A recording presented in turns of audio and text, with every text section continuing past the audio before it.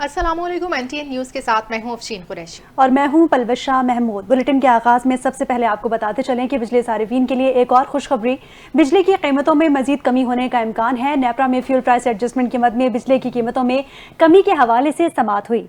Chairman NEPRA के मुताबिक discoms के लिए फ्यूल एडजस्टमेंट के कुछ पैसे बाकी थे जिन्हें आइंदा चंद दिनों में सारिफीन को मुंतकिल कर दिया जाएगा। चेयरमैन ने मजीद बताया कि आइंदा हफ्ते तक बिजली की कीमत में 5 रुपए फी यूनिट से ज़ायद का रिलीफ मिलने का इम्कान है। इसके साथ साथ अप्रैल में समाही एडजस्टमेंट के तहत भी बिजली की कीमतों में मजीद कमी मुतवक्के है, जिससे सारिफीन को मजीद रिलीफ मिलेगा।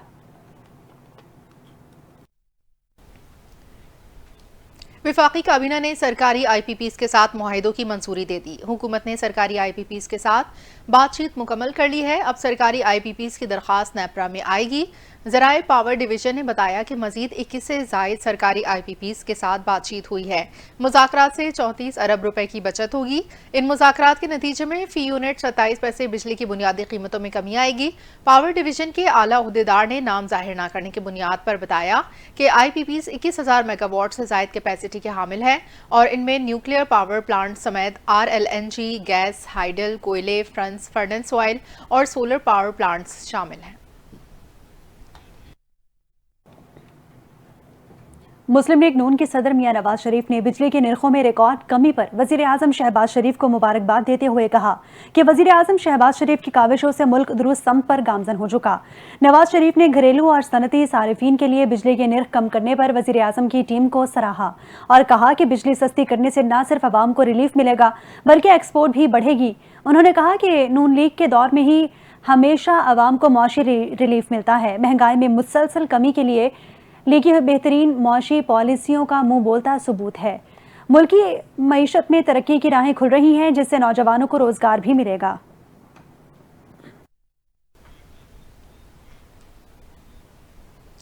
साबिक वज़ीर आला पंजाब हमजा शहबाज ने कहा है बिजली कीमतों में कमी का सबसे बड़ा रिलीफ आम लोगों को पहुंचा है।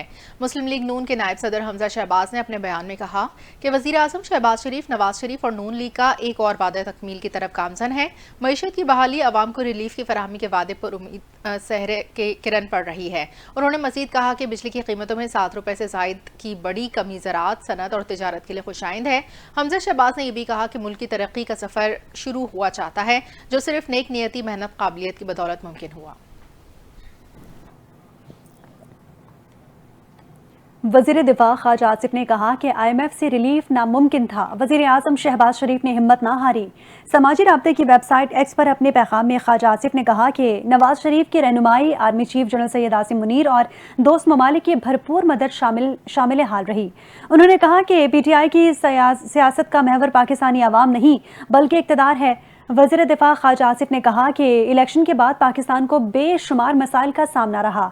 एक साल में वज़ीर आज़म शहबाज शरीफ और इत्तेहादियों की कोशिश का महवर अवाम की मुश्किलात का हल था। MQM पाकिस्तान के सीनियर रहनुमा फारूक सत्तार ने कहा है बिजली की फी यूनिट कीमत में मज़ीद 6 रुपए कमी की गुंजाइश है। वज़ीर आज़म से मज़ीद 6 रुपए कम कराने में कामयाब हो जाएंगे। K4 मनसूबा आइंदा साल जुलाई से दिसंबर में मुकम्मल होगा। वज़ीर आज़म बड़े जलसे के K4 मनसूबे का ऐलान करेंगे। K4 की लागत पौने 200 अरब हो गई है। मनसूबे पर 50% काम हो चुका, बाकी के लिए 35 अरब मुख्तस करवाए हैं। कराची में प्रेस कॉन्फ्रेंस करते हुए MQM पाकिस्तान के सीनियर रहनुमा फारूक सत्तार ने वज़ीर आज़म शहबाज शरीफ की जानिब से बिजली की कीमतों में कमी को मुल्क की तरक्की के लिए खुशाइंद करार देते हुए कहा कि पूरे मुल्क के लिए बिजली की कीमत में कमी का ऐलान किया गया। इन मसाइल के हल में MQM का बड़ा किरदार है। बिजली की कीमत में कमी बड़ी सहूलत है जो हुकूमत ने आवाम को दी। अफरात ज़र और महंगाई में कमी हो रही है। सबसे पहले वज़ीर आज़म शहबाज शरीफ का शुक्रिया अदा करते हैं। ये पहला रिलीफ है जो हमारी हुकूमत ने दिया है। बिजली की कीमतों में ज्यादा रिलीफ मिलना चाहिए था। 7 अप्रैल को मुशावरत के बाद आइंदा लाहे अमल का ऐलान करूंगा। कराची में प्रेस कॉन्फ्रेंस करते हुए हाफिज नईमुर रहमान ने कहा कि बिजली की कीमतों में कमी का खैर मकदम करते हैं, मगर ये आगाज है, इख्तिताम नहीं।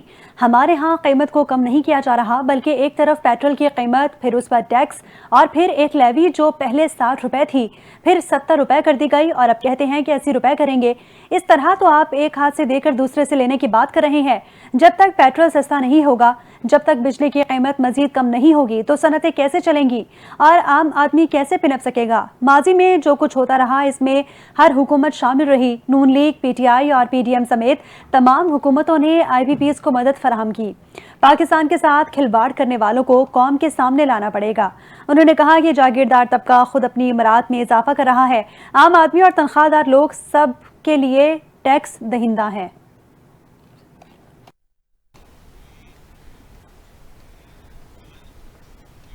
मुशीर इत्तलात खैबर पख्तूनख्वा बैरिस्टर सैफ ने कहा है कि कौम को 15 रुपए फी यूनिट बिजली देने वाला आज पाबंद सलासल है। अपने बयान में बैरिस्टर सैफ का कहना था कि 40 रुपए फी यूनिट बिजली देने वाले ऐशो इशरत कर रहे हैं। बानी पीटीआई का दूसरा जुर्म 150 रुपए फी लीटर पेट्रोल था, जिसे 300 रुपए पर पहुंचाया गया। उन्होंने कहा कि कौम को 7 रुपए के रिलीफ पर टरखाने वाले ये बताएं कि कीमतें क्यों अवाम की दस्तरस से बाहर की। उनका कहना था आलमी मंडी में खाम तेल की कीमत में मजीद 7% कमी आई है, इसका कोई फायदा अवाम तक नहीं पहुंच रहा। आलमी मंडी के हिसाब से पेट्रोल की कीमत फी लीटर 100 रुपए से भी कम होनी चाहिए। सूबाई मुशीर इत्तलात ने मजीद कहा कि जाली रिलीफ देने के बजाय अवाम को असली रिलीफ फराहम करें।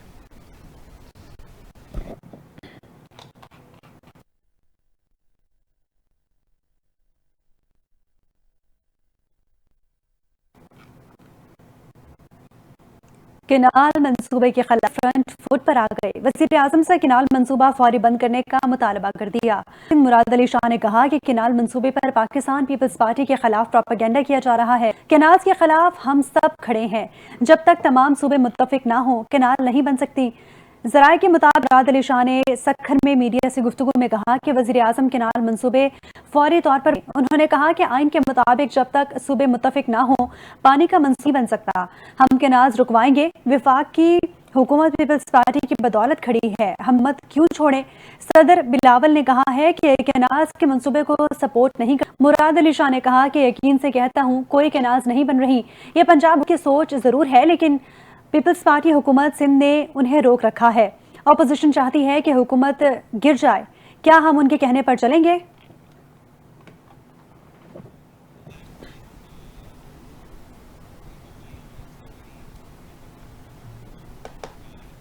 सुप्रीम कोर्ट ने सानहा 9 मई के मुलजिमों की जमानतें मनसूख करने के लिए दायर मुकदमात समाअत मुकर्रर कर दिए।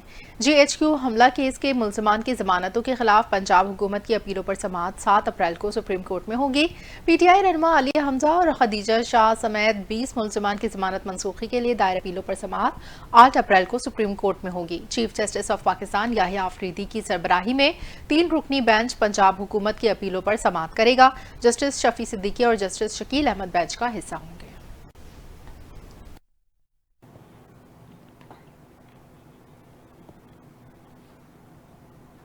पाकिस्तान पीपल्स पार्टी के बानी चेयरमैन और साबिक वज़ीर आज़म जुल्फ़िकार अली भुट्टो की 46वीं बरसी आज मनाई जा रही है।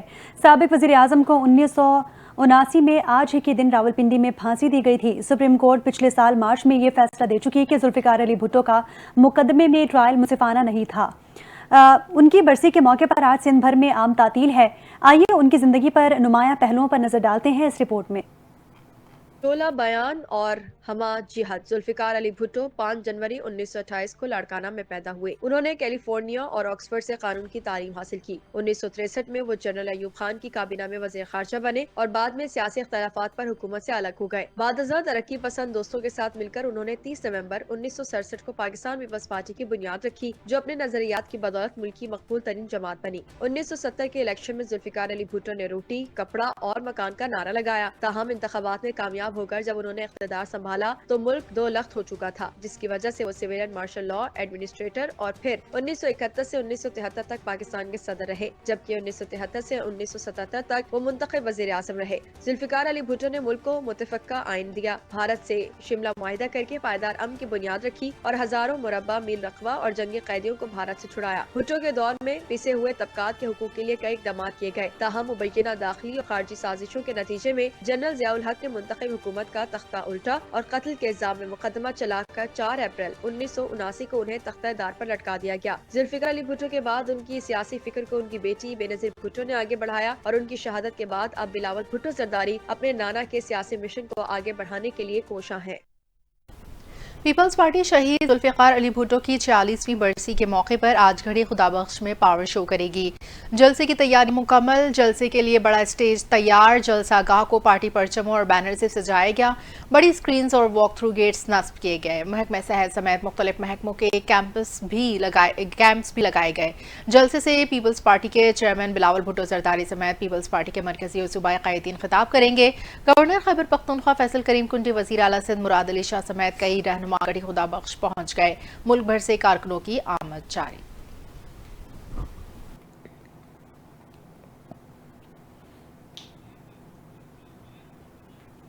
صدر مملکت آصف علی زرداری نے کہا کہ ہم شہید ذوالفقار علی بھٹو کے مشن کو جاری رکھیں گے، جمہوریت عوامی حقوق کے تحفظ کے لیے ہر ممکن اقدام کریں گے، پاکستان کو ان کے ویژن کے مطابق ترقی یافتہ، خود مختار اور عوام دوست ممالک بنائیں گے۔ صدر مملکت آصف علی زرداری نے ذوالفقار علی بھٹو کے یوم شہادت پر اپنے پیغام میں کہا کہ پاکستان کے عظیم رہنما شہید ذوالفقار علی بھٹو کی خدمات، جدوجہد اور قربانیوں کو خراج عقیدت پیش کرتے ہیں۔ صدر مملکت کے خلاف نازیبہ پوسٹ کرنے پر ایس آئی او ابراہیم حیدری کے خلاف پولیس نے مقدمہ درج کر لیا۔ کراچی میں پولیس نے ابرار شاہ کے خلاف پیکا ایکٹ کے تحت مقدمہ درج کیا۔ سکن پولیس نے ابرار شاہ کو گرفتار کر لیا۔ مقدمہ سکن تھانے کے ڈیوٹی افسر کی مدیت میں درج کیا گیا۔ پولیس کے مطابق تفتیشی افسر ابرار شاہ نے سوشل میڈیا پر 2 اپریل کو پوسٹ کی تھی، جس میں صدر آصف زرداری کے خلاف نازیبہ الفاظ لکھے تھے۔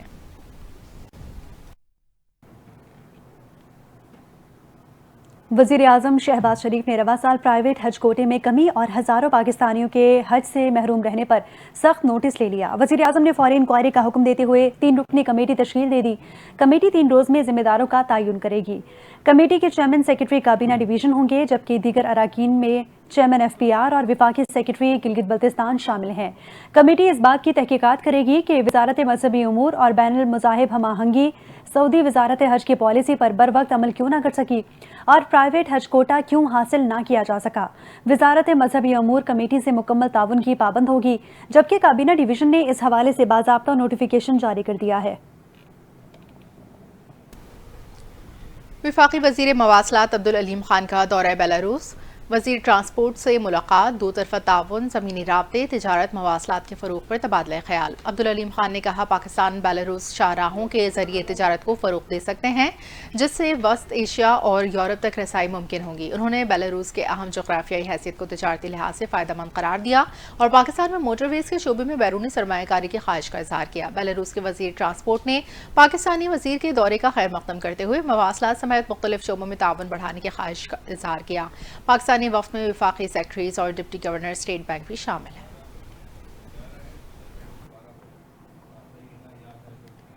غیر قانونی رہائش پذیر افغان مہاجرین کی واپسی کا عمل جاری ہے۔ غیر قانونی رہائش پذیر افغانیوں کو تورخم بارڈر پہنچایا جا رہا ہے۔ غیر ملکیوں کو پنجاب سمیت اسلام آباد سے تورخم بارڈر لایا جا رہا ہے۔ جس ضلع میں غیر ملکی رہائش پذیر تھے وہاں کے نادرا سے تصدیق کر کے منتقل کیا جاتا ہے۔ تورخم بارڈر پر قانونی کارروائی کے بعد غیر ملکیوں کو افغانستان ڈیپورٹ کیا جاتا ہے۔ ڈی سی کے مطابق غیر ملکیوں کو فی الحال لنڈی کوتل ٹرانزٹ کیمپ میں رکھنے کی ضرورت نہیں ہے۔ غیر ملکیوں کے انخلاء میں اضافہ ہو جائے تو لنڈی کوتل ٹرانزٹ کیمپ سے استفادہ کیا جا سکتا ہے۔ ذرائع کے مطابق گزشتہ روز 104 افراد پر مشتمل 6 خاندان ڈیپورٹ کیے گئے تھے۔ پشتو کے لیجنڈ مزاحیہ اداکار حیات خان المعروف میر اویس انتقال کر گئے۔ وہ طویل عرصے سے شوگر کی بیماری کے باعث علیل تھے۔ میر اویس نے پشتو مزاح، پیروڈی، شاعری اور گلوکاری کی دنیا میں 3 نسلوں تک حکمرانی کی۔ ان کی زندگی پر نظر ډالتے ہیں اس رپورٹ میں۔ دوی هغه ما ته چې د جمعې مونځ کوو هغه د سر ورځ وه، نو خاله که د جمعې ورځ وه که نه، نابل ورته یره که خدای مې ایمان نه خطا کوي ما ته اتوار ښکارېده. د خندا په ځای دعا ته ارزومند یم، په ما خاورې اوسم بار دې خانده بام. پشتو کے معروف کامیڈین میراوس طویل علالت کے بعد انتقال کر گئے۔ میراوس کا شمار پشتو شوبز انڈسٹری کے نامور مزاحیہ فنکاروں میں ہوتا ہے۔ انہوں نے پشتو سٹیج، تھیٹر، ریڈیو، ٹیلی ویژن کے علاوہ بے شمار سی ڈی ڈراموں میں اپنی اداکاری کے جوہر دکھائے۔ اپنی زندگی کے آخری ایام میں وہ مختلف بیماریوں میں مبتلا ہو گئے تھے اور کچھ عرصے سے سرکاری اسپتال میں زیر علاج تھے۔ میراوس کے انتقال پر شوبز سے وابستہ شخصیات اور ان کے مداح مزاحوں نے گہرے رنج و غم کا اظہار کیا ہے۔ پشتو کے لیجنڈ مزاحیہ فنکار میراوس 1955 میں خیبر پختونخوا کے ضلع چارسدہ کی تحصیل تنگی گاؤں ملاخیل میں پیدا ہوئے تھے۔ ان کا اصل نام حیات خان تھا۔ وہ 15 سال کی عمر سے مزاحیہ گفتگو اور چٹکلے سنانے لگے تھے۔ ڈاکٹروں کے مطابق وہ ذیابیطس کے مرض میں مبتلا تھے، جس کی وجہ سے ان کی دائیں ٹانگ متاثر ہوئی تھی۔ بینائی اور سماعت پر بھی اس بیماری نے منفی اثرات ڈالے تھے۔ اسپتال کے بستر پر ہونے کے باوجود وہ اپنی مزاحیہ باتوں سے لوگوں کو ہنساتے تھے۔ انہوں نے اپنے فنی سفر کا آغاز ریڈیو پاکستان سے ایک مزاحیہ فنکار کے طور پر کیا، جہاں انہوں نے پشتون کمیونٹی کو اپنی مزاحیہ باتوں اور لطیفوں سے محظوظ کیا۔ و یو سړی ونې ته ختلی نو واپس نه شو کوزېدی، بیا په هغه ونه کې سوال وکړه چې یا الله که زه د دې ونې نه کوشم نو په 50 کسو به ډوډۍ خورم. و چې نیمې له راغی وایي نه یاره په 25 و چې لاندې راکوشه وایي زما کار څه دی چې زه بیا ونې ته خېږم. وہ نہ صرف مزاحیہ شاعری اور پیروڈی میں ماہر تھے بلکہ ان کے تقریباً 766 آڈیو کیسٹ بھی ریکارڈ ہو چکے ہیں۔ مرحوم میراوس خان کو مقبول مزاحیہ اداکاری پر حکومت پاکستان نے پرائڈ آف پرفارمنس سے بھی نوازا ہے۔ آگے بڑھتے ہوئے آپ کو بتائیں کہ عالمی منڈی میں خام تیل کی قیمت میں 7% کمی ہو گئی۔ عالمی میڈیا کے مطابق برنٹ خام تیل کی قیمت فی بیرل $5.4 کم ہو گئی۔ امریکی کروڈ آئل کی قیمت $5.13 کم ہوئی ہے۔ امریکی صدر ڈونلڈ ٹرمپ کی جانب سے 100 سے زائد ممالک پر بھاری ٹیرف عائد کرنے کے بعد عالمی منڈی میں تیل کی قیمتیں متاثر ہوئیں۔ اس کے بعد تیل پیدا کرنے والے ممالک کے اتحاد اوپیکس پلس گروپ کی جانب سے پیداوار میں طے شدہ وقت سے قبل اضافے کے اعلان نے عالمی منڈی میں تیل کی قیمتوں کی گراوٹ میں مزید اضافہ کر دیا ہے۔